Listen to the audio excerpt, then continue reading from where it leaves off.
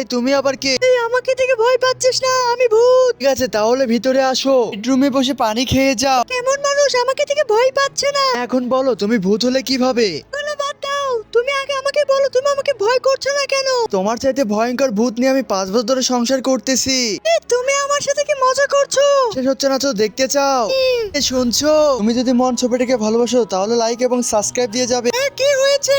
আমাকে একটু পানি দিয়ে যাবে। আল্লাহ তোকে হাত দেয়নি, তুই হাত দিয়ে খেতে পারিস না? আমি সিরিয়াল দেখছি, আমি পারবো না। দেখো, এর থেকে বড় ভূত কি পৃথিবীতে আছে? তোমার থেকে বড় ভূতের সাথে আমার থাকতে হবে।